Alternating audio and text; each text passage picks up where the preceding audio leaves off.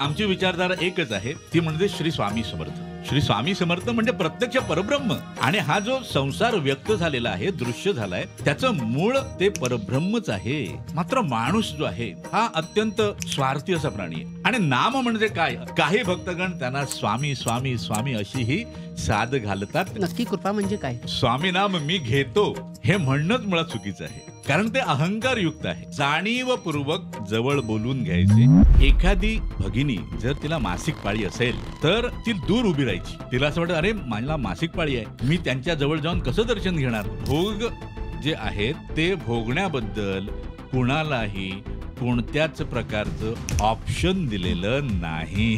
श्री स्वामी समर्थ. स्वामीदेव कधी रागवतात का? आणि रागवले तर शिक्षा करतात का? स्वामी कुणाला शिक्षा करत नाहीत, स्वामी तुझ्यावर कृपा करत असतात. स्वामी चरणांशी निरंतरपणे राहण्यासाठी काय करणार? स्वामी नामाच्या ह्या मुख्य कार्यामध्ये आपली विचारधारा ही प्रामुख्याने काय आहे? श्री स्वामी समर्थ. विचारधारा म्हणाल तर अत्यंत महत्त्वाची गोष्ट काय आहे की जी प्रत्येक जीवाने समजून घेणं अत्यंत आवश्यक आहे. विचार जे आहेत ते आपल्याकडे येत असतात. विचारांचा प्रवाह आपल्याकडे निरंतरपणे चालू असतो आणि त्या विचारांच्या प्रवाहालाच मन असं म्हणतात. त्यामुळे विचार जे आहेत ते माझे आहेत हे म्हणणं मुळात चुकीचं आहे. त्यामुळे विचार माझे नाहीत तर विचारधारासुद्धा माझी असण्याचं कारणच नाही. त्यामुळे आपण जर म्हणाल की श्री स्वामी समर्थ नामाच्या प्रचार प्रसाराच्या कार्यामध्ये आमची विचारधारा काय आहे, तर आमची विचारधारा एकच आहे, ती म्हणजे श्री स्वामी समर्थ. त्या पलीकडे आपला असा विचार काही नाही. त्यामुळे आपला विचार नाही तर आपली धाराही नाही. विचार ही त्या परब्रह्म श्री स्वामी समर्थांचाच आहे आणि त्यांनीच निर्माण केलेली ही विचारधारा आहे. आणि त्या विचारधारेमध्ये ते अत्यंत भक्तवत्सल असं परब्रह्म श्री स्वामी समर्थ आपणा सर्वांना त्या विचारधारेमध्ये सामावून घेतात आणि त्या विचारधारेबर हुकूम चालवतात. मात्र माणूस जो आहे हा अत्यंत स्वार्थी असा प्राणी आहे. त्याला स्वामी चालवतात त्या विचारधारेवर. मात्र थोडा काळ तो चालतो, काही पावलं चालतो आणि नंतर तो असं म्हणू लागतो की ही माझी विचारधारा आहे, हे माझे विचार आहेत. म्हणजे थोडक्यात काय की पाऊस पडतोय आणि मी माझ्या घराच्या बाहेर एक बादली ठेवली आहे. पाऊस पडतोय पडतोय पडतोय, थेंब पडत आहेत आणि हळूहळू ती बादली पाण्याने भरते. आणि त्यानंतर तो माणूस काय म्हणतो, अरे हे पाणी माझ्या मालकीचं आहे, हे पाणी माझं आहे. प्रत्यक्षात पाहिलं तर ते पाणी कुणाचंच नसतं, ते त्या परब्रह्माचं असतं. विचारसुद्धा असेच आहेत आणि विचारांची धारासुद्धा अशीच आहे, ज्याच्यावर कोणाचीच मालकी असण्याचं कारण नाही. त्यामुळे विचारही त्या श्री स्वामी समर्थ परब्रह्माचे आहेत आणि विचारधारा देखील त्या श्री स्वामी समर्थ परब्रह्माचीच आहे. मात्र त्यांचं नाम जे आहे, त्यांचं नाम जे आहे, जे आपण सर्वांना सांगत सुटलेलो असतो त्यांच्याच कृपेनं, त्यांच्या सामर्थ्यानं आणि त्यांच्या इच्छेनं, ते नाम मात्र जे आहे ते अत्यंत सामर्थ्यशाली आहे. आणि नाम म्हणजे काय असं जर आपल्या मनामध्ये प्रश्न निर्माण झाला तर आपल्याला सांगेन की अनंत काळापासून हा जीव जो जन्म मरणाच्या फेऱ्यामध्ये अडकलेला आहे, तो देह धारण करून येतो, मग देह त्याग करून निघून जातो. त्या जीवाने अविद्येच्या कारणाने त्या परब्रह्माशी अबोला धरलेला आहे. तो त्या परब्रह्माशी बोलायलाच तयार होत नाही, तो त्या परब्रह्माकडे पाहायला सुद्धा तयार होत नाही. मात्र ज्यावेळेला या संसार सागरामध्ये तो गटांगळ्या खायला लागतो, त्याच्या नाकातोंडामध्ये पाणी जातं आणि तो जेव्हा बुडालो बुडालो असं म्हणायला लागतो आणि अत्यंत दुःखाने तो पीडित होतो, त्यावेळेला तो परब्रह्माला सन्मुख होऊन जेव्हा त्या परब्रह्माला साद घालतो, तेव्हा त्या जीवाला ओ देण्यासाठी जेव्हा ते परब्रह्म उठतं, ती जी साद आहे त्या जीवाने घातलेली, त्यासाठी त्याने ज्या नामाचा वापर केला आहे ते नाम म्हणजेच त्या परब्रह्माचं नाम आहे. म्हणजेच थोडक्यात काय, नाम म्हणजे काय आहे, की ज्याचा उच्चार केल्यानंतर ते परब्रह्म मला ओ देतं, मला प्रतिसाद देतं. ती साद म्हणजेच त्या परब्रह्माचं नाम आहे. आता श्री स्वामी समर्थांचं नाम काय, असं काय प्रश्न आला मनामध्ये, तर श्री स्वामी समर्थांचं नामही श्री स्वामी समर्थ आहे. श्री स्वामी समर्थांचा मंत्र देखील श्री स्वामी समर्थ आहे. काही भक्तगण त्यांना स्वामी स्वामी स्वामी अशीही साद घालतात, त्यांचं नाम म्हणून जपतात. तेही उत्तम आहे. श्री स्वामी समर्थ. स्वामी, मग ह्यालाच एक अजून एक प्रश्न मला लक्षात आला. सांग, आपण म्हणालात की हा जो मनुष्यजीव आहे तो त्या परब्रह्माकडे बघत नाही, आणि जेव्हा तो गटांगळ्या खायला लागतो तेव्हा मग तो परब्रह्म त्याला ओ देतो, म्हणजे स्वामी प्रत्यक्षात त्याला त्याचा हात पकडतात, म्हणजेच कृपा केली असं आहे काही काही. म्हणजे नक्की कृपा म्हणजे काय? कृपा म्हणजे काय असा प्रश्न विचारला तर अत्यंत महत्त्वाची गोष्ट काय आहे, की ते परब्रह्म जे आहे ते निरंतरपणे सर्व जीवांकडे समानतेनं कृपादृष्टीनेच पाहत असतं. त्यामुळे कृपा एका भक्तावर केली असं होत नाही, ते सगळ्यांकडेच कृपादृष्टीने पाहत असतं. ज्याच्या ते लक्षात येतं त्याच्यावर आपण म्हणतो कृपा केली. म्हणजेच काय, तर जीव जो आहे ना, तो जोपर्यंत अडचणीत येत नाही तोपर्यंत तो त्या परब्रह्माकडे पाहायला तयार होत नाही. कारण त्याला असं वाटत राहतं की माझं जीवन जे आहे ते माझ्याच कर्तृत्वाने झालेलं आहे, माझ्याच सामर्थ्याने झालेलं आहे. त्यामुळे तो त्याच्याकडे पाहायला तयार होत नाही. मात्र गटांगळ्या खायला लागला की मग त्याला त्या परब्रह्माची आठवण होते. आता ही आठवण होणं हा सुद्धा कृपेचाच भाग आहे. कारण त्यांची कृपा नाही झाली तर त्यांचं मला स्मरण होत नाही. त्यामुळे गटांगळ्या खाताना आठवण झाली म्हणजे तू त्याच्याकडे पाहावंस म्हणून त्यानेच केलेली ही लीला आहे, आणि तो तुझ्यावर कृपा करण्यासाठी सिद्ध झाला आहे असं प्रत्येक जीवानं समजावं. श्री स्वामी समर्थ. क्या बात आहे. गुरुदेव, मला एक प्रश्न विचारायचा होता. पण मग नेमकं लोकांनी स्वामीनाम कशासाठी घ्यावं? श्री स्वामी समर्थ. मुळात स्वामीनाम मी घेतो हे म्हणणंच मुळात चुकीचं आहे. कारण ते अहंकारयुक्त आहे. कारण जोपर्यंत श्री स्वामी समर्थ देवांची कृपा होत नाही तोपर्यंत काही कुणाच्या मुखामध्ये सुद्धा स्वामीनाम येत नाही. त्यामुळे काय होतं की जीव जो आहे तो अहंकाराने बाधित झालेला आहे. तो अहंकारयुक्त आहे. अहंकार म्हणजेच काय, तर भ्रम आहे. तो शुद्धीवर नाही, बेशुद्ध अवस्थेमध्ये जीवन जगतोय. त्यामुळे त्याला असं वाटतं की हे मी केलं, मी ते केलं. तसं त्याला वाटतं की मी नाम घेतलं, मी नाम घेतलं. मात्र सत्य हे आहे की जीव जेव्हा मेटाकुटीला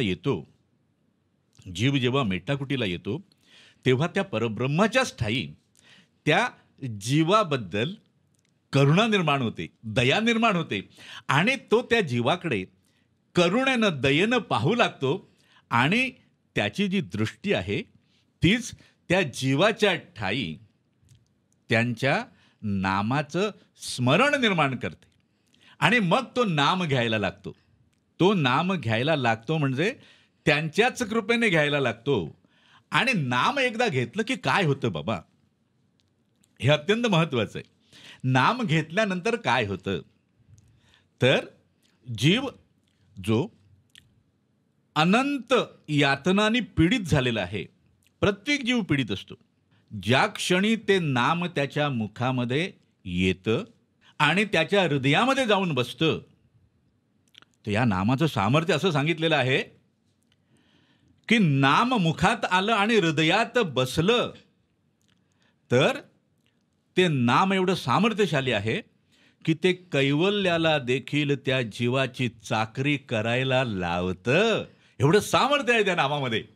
मग कैवल्याला चाकरी करायला लावतं, तर मग त्या जीवाच्या मुखात नाम आलं तर संसारातील जे प्रश्न आहेत जे निरंतर नाहीत, जे नाश पावणारे आहेत, आज प्रश्न आहे उद्या असेल याची खात्री नाही, त्या प्रश्नांची उकल त्वरित व्हायला सुरुवात होते. मात्र ज्या जीवाच्या मुखात नाम येतं त्या जीवाने अत्यंत सावध असणं आवश्यक आहे, सतर्क असणं आवश्यक आहे. सतर्क होऊन नाम घेतलं तर काय होतं की त्या जीवाचा त्या परब्रह्माच्या चरणावर आणि नामावर विश्वास बसतो, आणि विश्वास बसला की मग त्या जीवाला काही करावं लागत नाही. म्हणजेच नाममुखात जर आलं, नाममुखात आलं आणि सात्विक कर्मांचा यज्ञ आपल्याकडून घडला तर समजावं निश्चितपणे या मनुष्य जन्माचं सार्थक झालं. श्री स्वामी समर्थ. मग आता आपण ह्या विश्लेषणात आपण असं सांगितलं की सात्विक गुणांचा यज्ञ घडला म्हणजे नक्की काय? सात्विक कर्मांचा, सात्विक कर्मांचा यज्ञ म्हणजे काय? तर सत्वगुण जो आहे, सत्वगुण तो जीवाला ज्ञानयुक्त करतो, तो जीवाला प्रकाशाच्या दिशेने घेऊन जातो, तो आनंद देणारा आहे. लक्षात आलं ना? त्यामुळे सात्विक कर्म म्हणजे काय? तर जो जीव ज्ञानयुक्त होऊन ज्ञानाच्या प्रकाशाच्या दिशेने क्रमण करतो आणि ज्याच्यापासून आनंद प्राप्त होतो.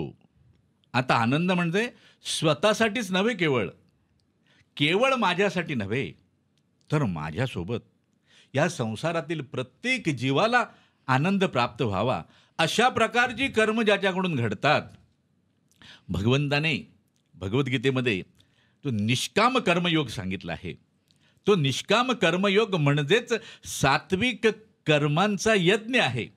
तशा प्रकारचा यज्ञ जर घडला म्हणजे आनंद मलाही आणि या जगतालाही. म्हणजे मला आनंद प्राप्त करताना मी इतरांना दुःखी न करणं, इतरांना दुःख न देणं, अशा प्रकारची जी कर्म घडतात तीच खऱ्या अर्थानं सात्विक कर्म असतात. श्री स्वामी समर्थ.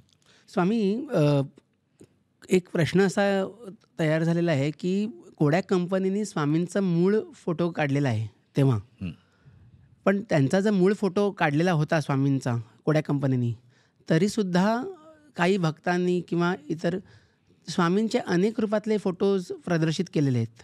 नक्की यातलं तथ्य काय आहे? श्री स्वामी समर्थ. कोडॅक कंपनीने जो फोटो काढला आहे, जो आता उपलब्ध आहे, तो फोटो त्यांच्या देहाचा आहे. हो. अत्यंत महत्त्वाची गोष्ट. बरं. कॅमेरा जो आहे तो आकाराला कॅप्चर करतो, अंतरंगाला नाही.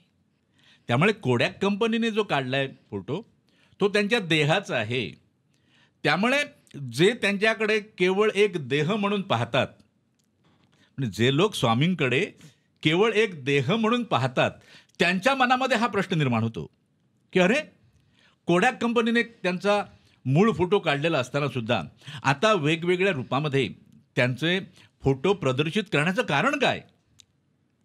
कारण अशा प्रकारचे विचार ज्या जीवाच्या ठायी येतात तो जीव म्हणजे अज्ञ जीव असावा. आता वेगवेगळ्या रूपात म्हणजे काय बाबा? तर ते प्रत्यक्ष परब्रह्म आहे रे बाबा. श्री स्वामी समर्थ म्हणजे प्रत्यक्ष परब्रह्म. आणि हा जो संसार व्यक्त झालेला आहे, दृश्य झाला आहे, त्याचं मूळ ते परब्रह्मच आहे. त्या परब्रह्मानेच हे वेगवेगळे आकार निर्माण केलेले आहेत. त्याच्यामुळेच हे सगळं झालेलं आहे. त्यामुळे जे परब्रह्म या प्रकृतीला आकार देतं ते परब्रह्म वेगवेगळ्या रूपामध्ये स्वतःच का नाही साक्षी होणार? का नाही आपल्याला दृश्य होणार? त्यामुळे त्यांचा आकार जो आहे तो कुठल्याच कॅमेऱ्याला किंवा कुठल्याच आर्टिस्टला बंदिस्त करणं केवळ अशक्य आहे. त्यामुळे जो आर्टिस्ट त्यांची वेगवेगळी रूपं दाखवतो ती रूपं ते स्वामीच त्याला त्याच्या अंतरंगामध्ये दृश्य करतात आणि त्यानुसार तो ती रूपं साकारत असतो. त्यामुळे बाबा हा स्वामींचा मूळ फोटो आहे, मग इतर फोटो कशाला, असं म्हणणं म्हणजे पूर्णतः अज्ञानाचं प्रदर्शन करण्यासारखं आहे. त्यामुळे त्यांच्या निव्वळ आकाराला न पाहता त्यांचा आकार पाहून त्यांच्या स्वरूपाकडे जाण्याचा प्रयत्न करावा. श्री स्वामी समर्थ. स्वामी समर्थ. गुरुदेव, मला आपल्याला एक प्रश्न विचारायचा होता. बऱ्याच लोकांची अशी मान्यता असते की स्वामी देवांची पूजा अशी करायची, 12 गुरुवार, 13 गुरुवार किंवा ओहळं सोहळं, ह्या गोष्टीला श्री स्वामी समर्थ देवांच्या चरणी महत्त्व आहे का? श्री स्वामी समर्थ. फार सुंदर प्रश्न आहे हा. खरं सांगायचं तर ओवळं सोवळं हा जो विषय आहे हा प्रकृतीचा विषय आहे. श्री स्वामी समर्थ हे प्रकृतीच्या परे असलेलं आणि प्रकृतीला व्यक्त करणारं असं परमतत्व असल्याने त्यांच्या चरणी ओवळ्या सोवळ्याचा काहीही प्रश्न उद्भवत नाही. कारण ते परब्रह्म आहे. परब्रह्मावर कुठल्याच गोष्टीचा परिणाम होत नाही. कुठल्याच गोष्टीने त्यांच्यामध्ये बदल होत नाही. त्यांचं तत्त्व कोणत्याही गोष्टीने खंडित होत नाही. कारण ते अखंड आहेत, ते निरंतर आहेत आणि निर्विकार आहेत. निर्विकार म्हणजे त्यांच्यात कुठल्याच कारणाने कोणताच बदल संभवत नाही. त्यामुळे ओवळं सोवळं हा जो विषय आहे त्याला स्वामीचरणी यत्किंचितही महत्त्व नाही. आणि या बाबतीत स्वामींनी काय केलं आहे तर स्वामींनी बाबा लोकांना काही प्रवचनं देत बसलेलं नाहीत. त्यांनी प्रत्यक्ष कृतीने करून दाखवलं आहे. म्हणजे अक्कलकोटमध्ये स्वामीदेव जेव्हा मानवी देह धारण करून लीला करत होते त्यावेळेला अक्कलकोटमधल्या लोकांचा एक प्रघातच होता की सकाळी उठून कामाला जाताना स्वामीदेवांचं दर्शन करायचं म्हणजे आपलं काम उत्तम होणार बाबा. म्हणजे ते किती नशिबान होते. तर अशा वेळेला काय व्हायचं, एखादी भगिनी जर तिला मासिक पाळी असेल तर ती दूर उभी राहायची. तिला असं वाटतं अरे मला मासिक पाळी आहे, मग मी त्यांच्याजवळ जाऊन कसं दर्शन घेणार, म्हणून ती दूर उभी राहायची. आता हे परब्रह्म आहे, त्यांना काही सांगण्याची आवश्यकताच नाही, ते तर जाणणार. आणि ते त्या भगिनीला जाणीवपूर्वक जवळ बोलून घ्यायचे आणि जाणीवपूर्वक तिला स्पर्श करून प्रसाद द्यायचे. कशासाठी, तर बाबा माझ्या इथे हे काही नाही, मी तुझ्या देहाला पाहतच नाही. त्यामुळे ओवळ्या सोवळ्याचा मासिक पाळी हा देहाचा विषय आहे. मी तर तुझ्या आत्म्याला पाहतोय आणि आत्म्याला या कुठल्याच गोष्टींचा स्पर्श होत नाही. त्यामुळे स्वामीदेव जे आहेत त्यांच्या चरणी ओवळ्या सोवळ्याला यत्किंचितही महत्त्व नाही. आता दुसरा प्रश्न तू विचारलास असा बाळा, की काही लोक उपवास करतात, गुरुवार बरोबर. करतात, हे बरोबर. करतात, ते करतात.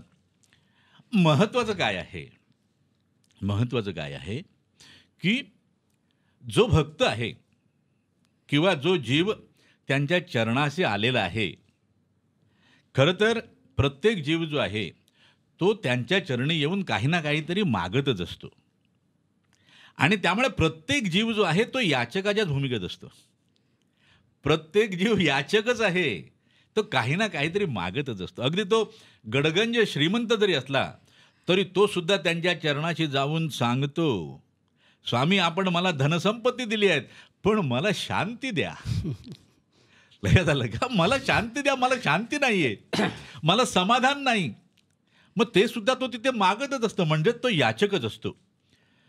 तर महत्त्वाचं काय आहे की जो याचक आहे त्याने अत्यंत लीन असावं. म्हणजेच काय, तर स्वामी चरणाशी गेल्यानंतर आपण आपल्या अहंकाराची मात्रा कमी कशी होईल याचा आपल्या परीने प्रयत्न करावा. अहंकाराला पूर्णतः टाकता येत नाही, हे परमसत्य आहे. मात्र त्याची मात्रा कमी करता येते आणि मात्रा जर कमी झाली तर ते माझ्या हिताचं आहे. म्हणून पहिली गोष्ट काय आहे तर स्वामी चरणी लीन व्हावं. आणि स्वामी काय पाहतात बाबा, तर तुझ्या ठाईचा भाव, तुझ्या ठाईचा भाव. आता भाव म्हणजे काय? तर तुझं अस्तित्व. तुझं अस्तित्व म्हणजे काय? तर तुझं आत्मतत्व. तेच तुझं अस्तित्व आहे. त्यामुळे मन, चित्त, अहंकार यामध्ये निर्मलता आणून, म्हणजे चित्ताला निर्मल करून, अहंकाराची मात्रा कमी होऊन जेव्हा एखादा जीव स्वामीचरणी लीन होतो, तेव्हा त्याचा भाव दृश्य होतो. म्हणून स्वामी काय पाहतात? तर तुझा भाव पाहतात बाबा. आणि श्रुतीनेच नामाचं महत्त्व सांगितलेलं आहे. श्रुती म्हणजे वेद. आणि तीच गोष्ट सर्व संत मंडळींनी सांगितलेली आहे. त्यामुळे उपास तापास करणं हे शरीरासाठी उत्तम असू शकतं. आठवड्यातून एक दिवस उपाशी राहिलं तर शरीरासाठी उत्तम आहे ते. मात्र ते करताना सुद्धा डॉक्टरचा सल्ला घ्यावा. कारण सगळ्यांनाच उपाशी राहणं जमत नाही. आणि देहाला त्रास देऊन भगवंत काही प्रसन्न होत नाही. देहाला नुसता त्रास देऊन भगवंत प्रसन्न होत नाही. जोपर्यंत तुझ्याठाही तो भाव उदय पावत नाही, तोपर्यंत तो प्रसन्न होत नाही. म्हणून हे उपास तापास करण्याबद्दल आपलं काही मत नाही. उपाशी राहण्याबद्दलही आपलं काही मत नाही. पण तू उपाशी राहून तो प्रसन्न होईल असं जर मत असेल तर ती निव्वळ अंधश्रद्धा आहे. कारण जोपर्यंत तुझा भाव तिथे जागृत होत नाही, तोपर्यंत तुला काही देव भेटत नाही. श्री स्वामी समर्थ. ह्या प्रश्नामध्ये स्वामी मला हे 2 प्रश्न विचारायचे आहेत. प्रश्न 1, आपण म्हणालात की जेव्हा भक्त स्वामींच्या चरणांकडे लीन होतो आणि स्वामी त्याचा भाव पाहतात, भक्तांनी लीन व्हावं हेही आपण कसं व्हावं हेही आपण त्यांना तो भाव कसा असावा तेही तुम्ही सांगितलंत उलगडून. पण माणूस असा असतो की त्याच्या मनात अनेक प्रकारचे विचार येत असतात आणि त्या विचारांवरती त्याला जास्ती तो आक्रमण एवढं असतं विचारांचं, त्याच्यात त्याला तो बुडून जातो. मग अशा वेळेला माणसानी किंवा त्या जीवानी कसं काय स्वतःला सांभाळावं? आणि दुसरा प्रश्न, उपवास तुम्ही म्हणालात म्हणजे उपाशी राहणं वगैरे, पण स्वामी आपल्याकडनं मला ऐकायला आवडेल की नक्की उपवासाचा अर्थ काय? श्री स्वामी समर्थ. इथे एक अत्यंत महत्त्वाची गोष्ट काय आहे? महामाया जी आहे, जी या विश्वामध्ये अनेक खेळ करत असते, ती महामाया स्वामी चरणाशी दास्यत्व करते. लक्षात घ्या, ती स्वामी चरणांची दासी आहे. ती स्वामी चरणांच्या बाजूलाच बसलेली असते. म्हणून जीवाने काय करावं बाबा? जीवाने काय करावं? स्वामी चरणी गेल्यानंतर आपलं पूर्ण लक्ष जे आहे, आपलं चित्त जे आहे, ते स्वामी चरणावरच ठेवावं. ते स्वामी चरणावरच ठेवावं. म्हणजे काय होतं की जेव्हा तो स्वामी चरणावर आपलं चित्त ठेवून राहतो, स्वामीदेवांच्या बाजूने किंवा स्वामीदेव जे त्याच्याकडे कृपादृष्टीने पाहत असतात, ती पूर्ण कृपा तो आपल्या झोळीत पाडून घेऊ शकतो. मात्र जीवाचं काय होतं? आपण म्हणालात तसं की त्याच्यातही वेगवेगळे विचार येत राहतात. त्यामुळे तो माथा टेकताना ते माथा त्याने स्वामी चरणावर टेकलाय, मात्र विचार त्याच्या ठाई वेगवेगळे असल्यामुळे तो आपसूक अनभिज्ञपणे माथा तिथेच ठेवतो आणि स्वतः मात्र इथे तिथे जाऊ लागतो. आणि तुम्ही इथे तिथे झालात की त्या महामायेने तुम्हाला पकडलं म्हणूनच समजा. लक्षात आलं का? त्या महामायेने तुम्हाला पकडलं म्हणून समजा. आणि मग ती काय करते? तुम्हाला तिच्या जोखडाला जुंपते. ती तिचं शेत नांगरून घेते. तिने काय केलंय खरं? की तिनेच निर्माण केलेली जी खेळणी आहेत ती तुम्हाला दिलेली आहेत, आपल्या जीवांना दिलेली आहेत. ती खेळणी कुठली? तर चित्त, अहंकार, मन, इंद्रिय, कर्मेंद्रिय, ज्ञानेंद्रिय, ही प्रकृतीची खेळणी आहेत. आणि ती त्या खेळण्यांबरोबर खेळत असते आणि खेळ मात्र त्या जीवाचा होतो. त्यामुळे या प्रकृतीने निर्माण केलेल्या खेळण्यांपासून स्वतःला सावध करावं आणि तिला आपल्याशी खेळायला द्यायचं नाही. मग त्यासाठी उपाय काय? तर एकच आहे, तो म्हणजे परब्रह्माशी तादात्म्य करणं, स्वामी चरणाशी तादात्म्य करणं, स्वामी चरणाशी एकरूप होणं, स्वामीमय होणं. तसं केलं तर जीवाला बाकी काही करण्याची आवश्यकता लागत नाही. कारण जो स्वामीमय झाला त्याच्यावर प्रभाव टाकण्याचं सामर्थ्य त्या महामायेमध्ये नाही. किंबहुना ती महामायासुद्धा अशा जीवाच्या सुखासाठी आवश्यक असलेल्या गोष्टी त्याला प्रदान करण्यामध्ये अग्रेसर होते आणि त्याचं जीवन सुखी करते. श्री स्वामी समर्थ. गुरुदेव, मला एक प्रश्न विचारायचा होता. स्वामी चरणांशी निरंतरपणे राहण्यासाठी काय करावं? श्री स्वामी समर्थ. हा प्रश्न खूप चांगला आहे. पण ती निरंतरपणे राहण्याची जी क्रिया आहे ती सहसा काही घडत नाही. कारण जीव जो आहे तो त्या मायेच्या म्हणजे प्रकृतीच्या आवरणाने वेढलेला असल्यामुळे ती प्रकृती निरंतरपणे त्या जीवाला तिच्याकडे ओढत असते. त्यामुळे प्रयत्न किती जरी केला निरंतरपणे स्वामी चरणाशी राहण्याचा, तरी त्या प्रयत्नांना काही यश येताना दिसत नाही.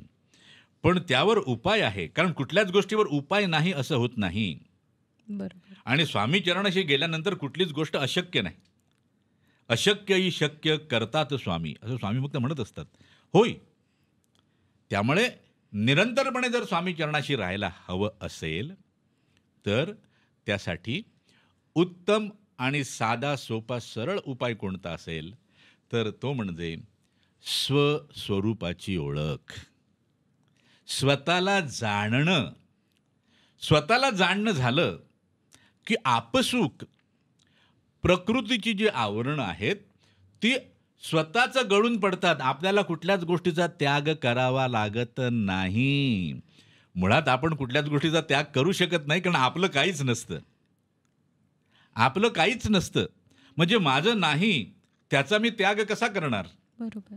मी जर उद्या म्हटलं की उद्या मी दिल्ली शहराचा त्याग करतोय. अरे त्याग करतो, तुझी आहे का ती दिल्ली? तुझी आहे का ती त्याग करायला? म्हणजे तुझं नाही त्याचा तू त्याग कसा करणार? तुला केवळ स्वतःला ओळखायचं आहे. स्वतःला ओळखलंस की बाकी सगळ्याच गोष्टींचा त्याग आपसूक घडतो. म्हणजेच तू असंग होतोस. तू आजपर्यंत या प्रकृतीच्या विविध खेळण्यांबरोबर स्वतःला जोडलं होतंस आणि प्रकृतीला खेळण्यासाठी जी संधी दिली होतीस ती संधी प्रकृतीची समाप्त होते आणि तू त्या परब्रह्माशी जो मुळात जोडलेला आहेस, किंबहुना तू त्याचाच अंश आहेस, किंबहुना तू तोच आहेस, हे तुझ्या लक्षात आलं की मग तू निरंतरपणे स्वामी चरणाशीच आहेस. तुला कुठे जाण्याची आवश्यकता नाही किंवा कोणी तुला त्या चरणांपासून दूर करू शकत नाही. श्री स्वामी समर्थ. गुरुदेव, आणखीन एक छोटासा प्रश्न विचारायचा होता मला, की स्वामीदेव कधी रागवतात का? आणि रागावले तर शिक्षा करतात का? श्री स्वामी समर्थ. कसं आहे, जीव जो आहे तो त्या प्रकृतीची जी खेळणी आहेत त्या खेळण्यांच्या संगतीत राहून प्रकृतीला खेळण्यासाठी संधी देतो आणि मग प्रकृती जशी खेळते तसा या जीवाचा खेळ होत राहतो. मात्र स्वामींच्या ठायी सर्व जीवांविषयी, स्वामी म्हणजे परब्रह्म आहे, त्या परब्रह्माच्या ठायी सर्व जीवांविषयी प्रचंड ममता आहे, प्रेम आहे, आपुलकी आहे. मग ते शब्दात व्यक्त करण्यासारखं नाही, कारण त्यानेच सगळ्यांना निर्माण केलेलं आहे. त्यामुळे प्रत्येकाविषयी प्रेम आहे आणि ते निरंतरपणे प्रत्येक जीवाला काही ना काहीतरी सांगत असतात. काही जीवांच्या ते लक्षात येतं, काही जीवांच्या लक्षातच येत नाही. पण ज्यांच्या लक्षात येतं ते ऐकतात, मात्र ते आचरणात आणतात असं नाही. स्वामींचं ऐकून ते जसंच्या तसं आचरणात आणणारे जीव फार कमी. त्यामध्ये एक नाव जे निरंतरपणे स्वामी भक्तांनी घ्यायला हवं ते म्हणजे श्री स्वामीसुत महाराज. ओके. स्वामीसुत महाराजांनी स्वामींनी जे जे सांगितलं ते जसंच्या तसं स्वीकारलं आणि आपल्या जीवनाचा यज्ञ केला. आणि त्या यज्ञामध्ये निरंतरपणे श्री स्वामी समर्थ नामाची ते आहुती देत राहिले. तसंच आहे, स्वामी निरंतरपणे जीवांना सांगत असतात, मात्र जीव काही तिकडे पाहायला तयार नाही. ज्याने ऐकलं, ज्याला कळलं, त्याने स्वामींनी जे सांगितलं ती स्वामींची आज्ञा आहे असं समजावं आणि त्यानुसार क्रमण करावं, त्याचं निश्चित कल्याण आहे. मात्र होतं काय की जीव जो आहे तो अहंकाराने भरलेला असल्यामुळे तो भ्रमित आहे, तो लक्ष देत नाही. स्वामी त्याला सांगतात, अरे इथून तू पूर्व दिशेला जा, इथून तू पूर्व दिशेला जा. मग त्याने काय करायचं आहे, तो जिथे आहे तिथून पूर्वेला क्रमण करण्याचा प्रयत्न करायचा. मात्र तो तसं न करता तो उत्तरेच्या दिशेने जातो किंवा दक्षिणेच्या दिशेने जातो. आणि काय होतं, जाताना भ्रमित असल्यामुळे रस्त्यात असलेला खड्डा त्याला दिसला नाही, तो खड्ड्यात पडतो आणि ओरडायला लागतो, अरे मी पडलो पडलो पडलो, माझा पाय मोडला, माझा हात मोडला, हे काय झालं, मी स्वामींचं नाही ऐकलं म्हणून स्वामींनी शिक्षा केली. अरे बाबा, स्वामी कोणाला शिक्षा करत नाहीत. स्वामी कोणाला शिक्षा करत नाहीत, स्वामी तुझ्यावर कृपा करत असतात. शिक्षा तू स्वतः केलेली आहेस. जीव स्वतःला शिक्षा करत असतो, कारण जे काही त्याला प्राप्त होत असतं ते त्याच्याच मागील कर्मांचं फळ असतं, तेच प्रारब्ध म्हणून उभं राहतं. त्यामुळे स्वामी कोणाला शिक्षा करतात का? अजिबात नाही. स्वामी आपल्या भक्तावर रागावतात का? अजिबात नाही. तुझ्या दुर्गुणांवर रागावतात. ते जीवाच्या दुर्गुणांवर, त्या दुर्गुणांना बाहेर करण्यासाठी रागवतात.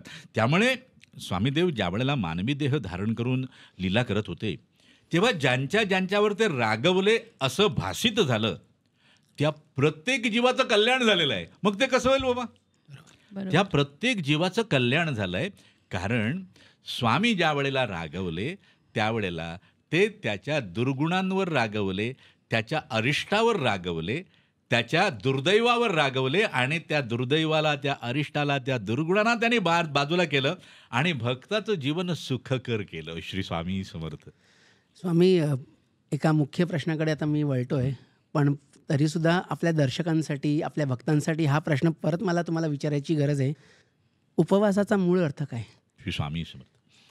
उपवास, लोकांना असं वाटतं की उपवास म्हणजे उपाशी राहणं. तर उपवास या शब्दाचा अर्थ उपाशी राहणं नाही. उपवास म्हणजे जवळ राहणं. उपवास, जवळ राहणं. आता जवळ राहणं म्हणजे भगवंताच्या जवळ राहणं, स्वामींच्या जवळ राहणं, परब्रह्माच्या जवळ राहणं. मग आता एखाद्या भक्ताच्या मनामध्ये प्रश्न हा निर्माण होऊ शकतो की मग आम्ही देवळात जाऊन बसायचं का? मठातच जाऊन बसायचं का? काय करायचं? तर अत्यंत महत्त्वाची गोष्ट काय आहे, परब्रह्म जे आहे ते सर्वत्रच आहे, सर्वत्र आहे. मात्र ते सर्वत्र सर्वांनाच दृश्य होत नाही, कारण ती दृष्टी सगळ्यांकडे नसते. त्यामुळे काय करावं, मंदिरामध्ये जाऊन, मठामध्ये जाऊन भगवंताचं, स्वामींचं दर्शन जरूर करावं. मात्र उपवास म्हणजे काय, तर आपलं जे अंतःकरण आहे, आपलं जे अंतःकरण आहे त्या अंतःकरणाला त्या भगवंताच्या सन्निध करावं, स्वामींच्या सन्निध करावं. सन्निध करावं म्हणजे जवळ करावं.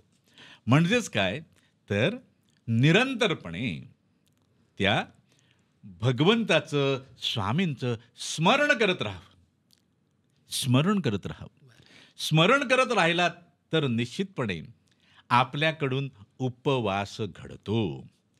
आणि जीवाला केवळ स्मरण करणं शक्य नाही, म्हणून वेदांनी आणि सर्व संत मंडळींनी नामस्मरण सांगितलेलं आहे. अच्छा. नामस्मरण. अरे तुझ्या निरंतरपणे तुला त्याला ध्यानात ठेवणं, स्मरणात ठेवणं शक्य नसेल, कारण तू तर तुझं कर्म आचरित असतोस. मग त्याचं नाम तर घेत राहा बाबा, नाम घेत राहा. कर्म करताना तुला काही नाम थांबवण्याची आवश्यकता नाही. बरोबर. तू नाम घेत राहा. नाम घेतलंस तर तुला उपवास घडतो. आणि त्या नामाचं सामर्थ्य सांगताना संत मंडळींनी असं म्हटलंय, अरे त्या भगवंतापेक्षाही त्या भगवंताच्या नामामध्ये अधिक सामर्थ्य आहे, कारण तो भगवंत त्या नामाच्या मागून चालत राहतो.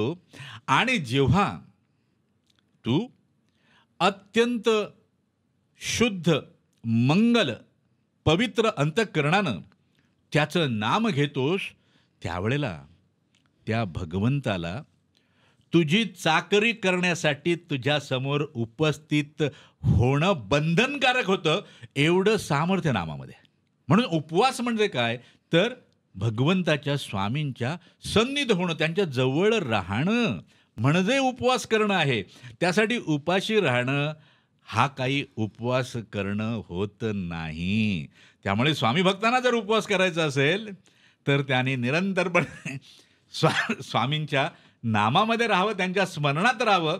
आपल्याला निश्चितपणे उपवास घडेल. श्री स्वामी समर्थ. गुरुदेव, यूट्यूबवरील श्री स्वामी समर्थ अग्निकुंड नावाच्या चॅनलवरती काही लोकांनी कमेंट्समध्ये एक प्रश्न विचारला आहे आणि बऱ्याचदा विचारला आहे की करणी आमच्यावरती केली, करणी झाली, तर नक्की काय आहे? श्री स्वामी समर्थ. फार चांगला प्रश्न आहे.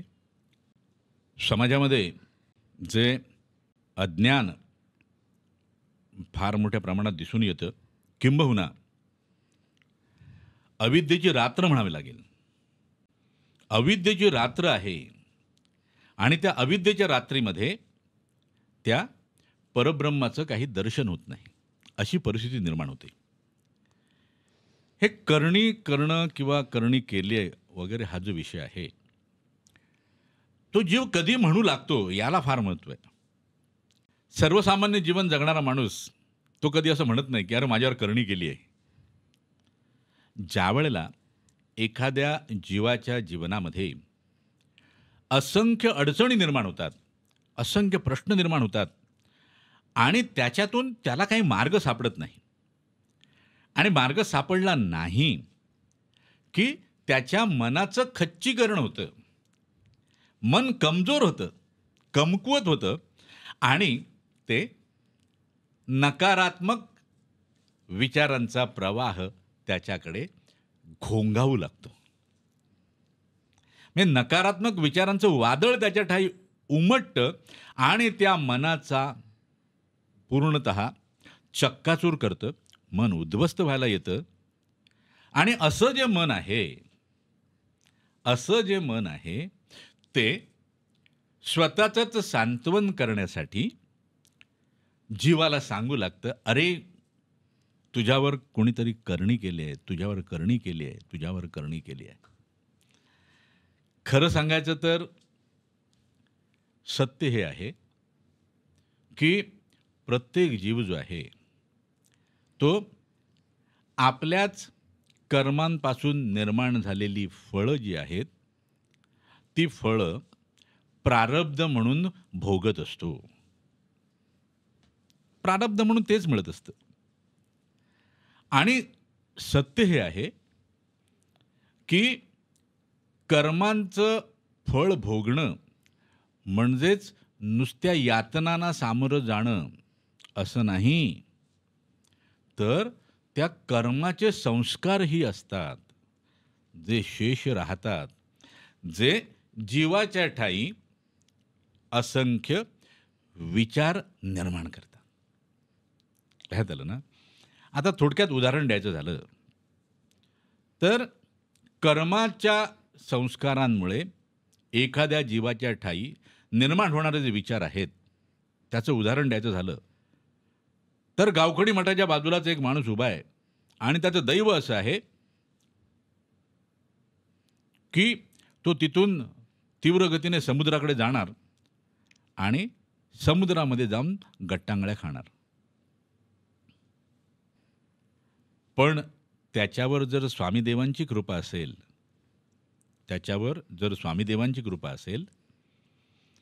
तर स्वामीदेव काय करतात, त्याला त्याचे भोग भोगायला देतात. मात्र तो जीव जेव्हा भोग भोगत असतो तेव्हा स्वामीदेव त्याच्याकडे कृपादृष्टीने पाहत राहतात आणि त्या जीवाला सतर्क करतात. जीवनामध्ये सतर्क असणं अत्यंत आवश्यक, कारण जीवन हे भ्रांतीने भरलेलं आहे. सतर्क राहणं अत्यंत आवश्यक. त्यामुळे तो सतर्क असलेला जीव काय करतो, तो समुद्राच्या दिशेने जातोच, कारण दैव त्याला घेऊन जातं. आता दैव घेऊन जातं असं म्हटल्यानंतर काही लोक असं म्हणू शकतील की अरे हे दैववादी आहेत. यत्किंचितही नाही. आम्ही दैववादी नाही, आम्ही कर्मवादीच आहोत. मात्र दैव जे आहे त्याचं मूळ कर्मात आहे. बरोबर.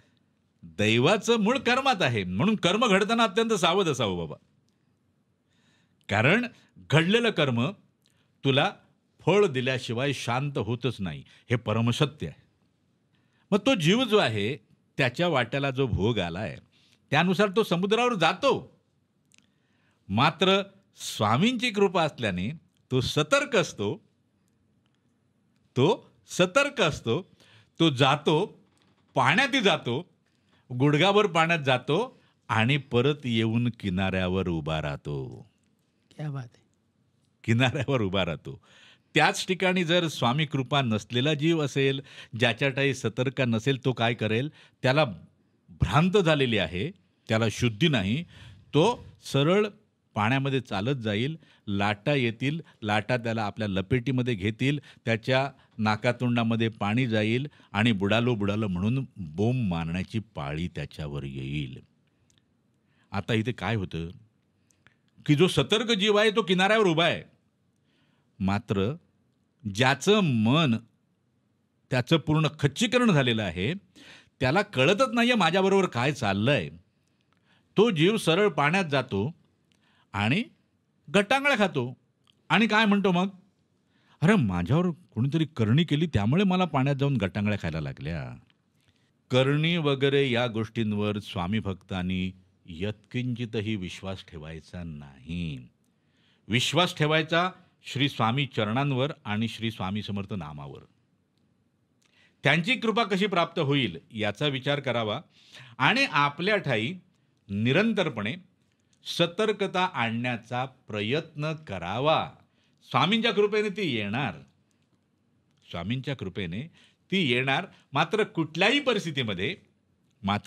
परिस्थितीमध्ये स्वामी चरणावरील आणि स्वामी नामावरील आपला विश्वास यत्किंचितही ढळू द्यायचा नाही. हे घडलं तर मग आपल्याला करणी वगैरे या गोष्टींचा विचार करण्याचं कारणच उरत नाही. तो काय करायचं ते करू दे बाबा, तुझ्यावर त्याचा यत्किंचितही परिणाम होणार नाही, याची शाश्वती स्वामी देवांकडून आहे. श्री स्वामी समर्थ. गुरुदेव, आत्ता आपल्या बोलण्यामधून भोगाविषयी म्हटलं गेलं, तर एक प्रश्न होता की मग श्री स्वामी समर्थ देवांच्या कृपेने भोग भोगवून संपवता येतील? अर्थातच. मुळात काय आहे, भोग भोगून संपवण्याची आवश्यकताच नाही. कारण तुम्ही किती जरी म्हणालात, कोणी एखादा जीव म्हणाला आम्ही भोग भोगणार नाही, तर ते काही त्याच्यासाठी शक्य नाही, कारण त्याच्यासाठी कुठलं ऑप्शन दिलेलं नाही. मग तसं काय आहे, देर इज नो ऑप्शन. आणि माझे भोग मी दुसऱ्याला नाही देऊ शकत. बरोबर. मी कर्माचं झाड लावलंय तर त्या कर्माच्या झाडाला येणारे फळं मीच खायचे आहेत, मीच ग्रहण करायचीच, मीच भोगायची आहेत. त्यामुळे भोग भोगून संपवता येतात का, तर ते संपवावेच लागतात बाबा. पण स्वामीदेवांची कृपा झाल्यानंतर काय होतं, हा त्यातला अत्यंत महत्त्वाचा आणि रहस्यमयी असा प्रश्न आहे. स्वामीदेवांची कृपा झाल्यानंतर काय होतं, जीवाकडून अनंत कर्म घडत असतात. त्याची मोजदाद त्याला काही ठेवणं शक्य होत नाही. मात्र त्याचं सगळं फिडिंग स्वामीदेवांकडे जो सुपर कॉम्प्युटर आहे त्याच्यामध्ये असतं. मग स्वामीदेव काय करतात, अरे हा माझा एकनिष्ठ भक्त आहे, अनन्य भक्त आहे. कळलं ना, अनन्य भक्त आहे म्हणजे माझ्याशिवाय याला दुसरं काही सुचतच नाही. तो कुठेही गेला तरी तो मला पाहतो. मग असा जो भक्त आहे त्याच्या वाट्याला आलेले जे भोग असतात त्या भोगांमध्ये स्वामीदेव हस्तक्षेप करतात. स्वामीदेव हस्तक्षेप करतात म्हणजे काय करतात, तर सगळेच वाईट भोग एकदाच त्याच्या वाट्याला देत नाहीत. त्यामध्ये चांगल्या भोगांचं मिश्रण करतात आणि वाईट भोगसुद्धा त्याच्याकडून भोगून घेतात आणि ते भोगताना इतरांची जी अवस्था होईल ती अवस्था स्वामी कृपा प्राप्त असलेल्या जीवाची होत नाही. कारण वाईटाबरोबर चांगलं सुद्धा त्याच्या पारड्यात पडत असतं प्रारब्ध म्हणून, आणि असे त्याचे वाईट भोगसुद्धा फार यातना न देता भोगून संपतात. मात्र भोग जे आहेत ते भोगण्याबद्दल कुणालाही कोणत्याच प्रकारचं ऑप्शन दिलेलं नाही. श्री स्वामी समर्थ. श्री स्वामी समर्थ. स्वामी समर्थ. कसं आहे की अनेक गोष्टींबद्दल लोकांना माहितीच नसते. त्यामुळे होतं कसं, कधी कधी त्या माहीत नसलेल्या गोष्टींचा विपर्यासही केला जातो. म्हणून ज्या गोष्टी आपल्याला ज्ञात नाहीत त्या ज्ञात करून घेण्याचा प्रयत्न करावा. आणि त्यासाठी श्री स्वामी समर्थ देवांना शरणागत व्हावं. आता महत्त्वाचा प्रश्न राहिला माझ्यासाठी, तो म्हणजे श्री स्वामी समर्थ देवाने अनुमती दिली, केदारनाथांच्या दर्शनाला आणलं, केदारनाथांचंही दर्शन घडवलं, श्रीमद आद्य शंकराचार्यांच्या समाधीचंही दर्शन घडवलं. मग प्रश्न असा राहतो की मी वाट पाहत होतो, तो जो ध्वनी ऐकायला मिळाला तर मी वाट पाहत होतो, ते वाट पाहणारे कोण? श्रीमद आद्य शंकराचार्य का प्रत्यक्ष शिवशंकर, का ते दोन्ही, का ते दोघे एकच आहेत?